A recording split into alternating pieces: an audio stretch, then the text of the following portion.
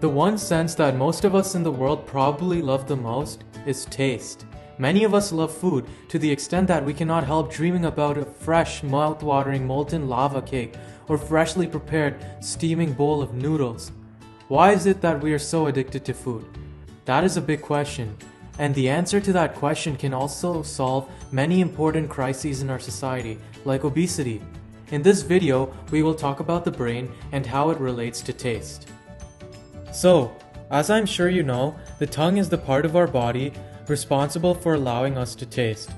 Our tongue is dotted with small bumps called taste buds.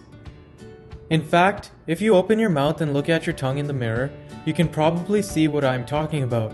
Most of the taste buds are actually located on the tip of our tongue, so you would have the best luck if you're looking there. These tiny buds are really the parts that detect specific molecules in the foods we eat in order to help us determine the flavors. There are 5 basic flavors in food: sweet, sour, salty, bitter, and umami.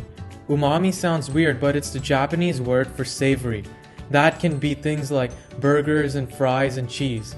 Hopefully, from the last video you remember that spicy is not a flavor, but rather it is purely pain.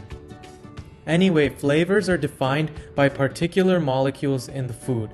For example, sour would be defined by acidic molecules. Although you may not know what that means, there's specific type of compounds or atoms within those molecules that define the sort of taste that molecule would have.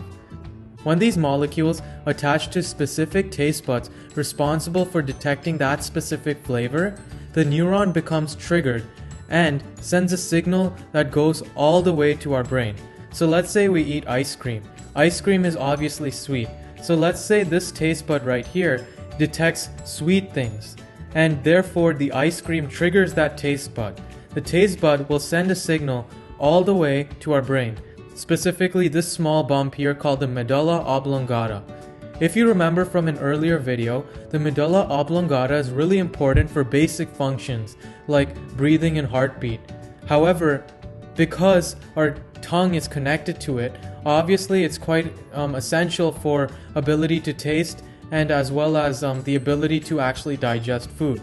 In fact, the medulla oblongata is also the center responsible for vomiting in case we eat something disgusting, which may explain why if we put something bad in our mouth that is not good for us, we are more likely to vomit as well.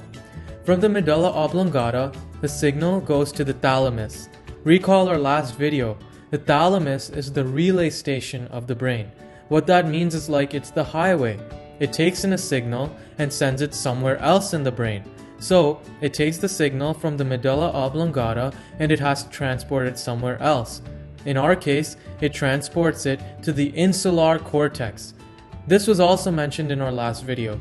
The insular cortex is the center that contains the gustatory cortex, which is very important for allowing us to understand what we're eating.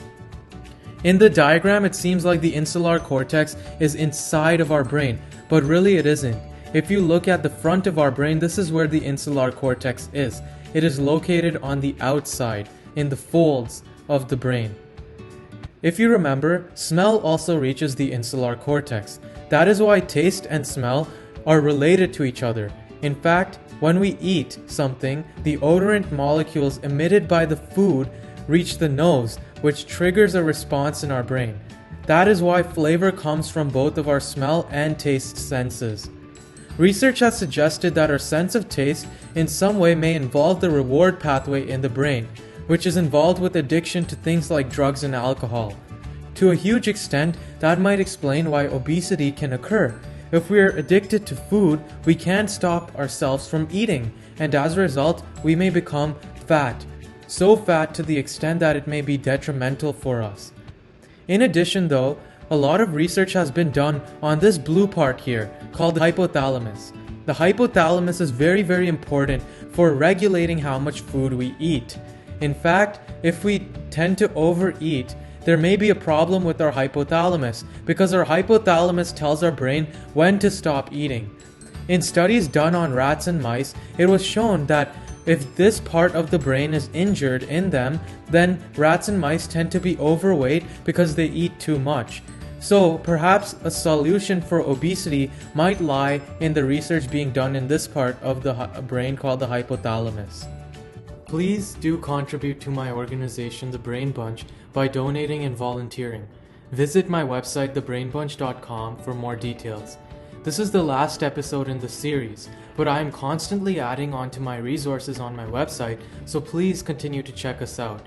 Share any ideas that you may have as well for the future in order to discover new topics that you may be interested in learning about. Also, speaking about discovering new things, write us a blog on a topic that you are interested in and send it to us, because we can post it on the website and tell everyone exactly how the brain works and connects to the topic you're interested about.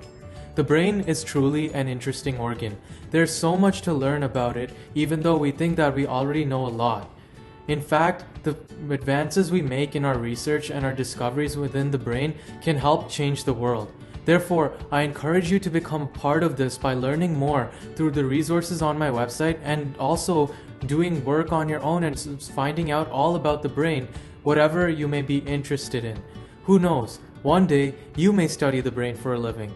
Thank you very much for watching this video and this series.